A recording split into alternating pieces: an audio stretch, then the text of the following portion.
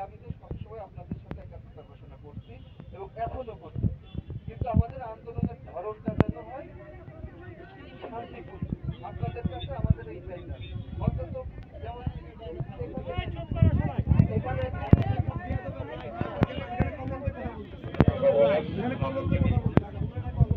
আচ্ছা, আপনারা তো একটা বড় অংশ এখানে আছে, আমার পরিচিত কয়েকজনকে আমি দেখতে পাচ্ছি।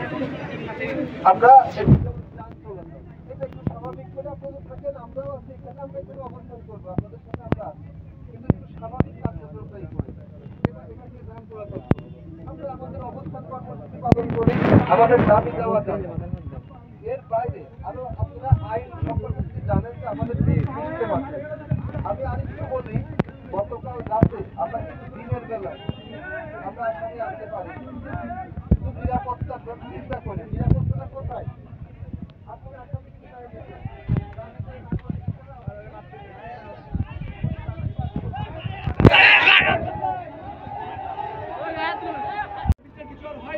যার ফলে এই বিচার নেওয়ার জন্য একাধিক বারবার বাংলাদেশের প্রতিটি জায়গায় প্রতিদিন, এমনকি মাগুরায় গতকালকে আলোকদিয়ার এক বৃহত্তর মোহাম্মদপুরের ধর্ষণের একটা মামলা আমরা পেয়েছি।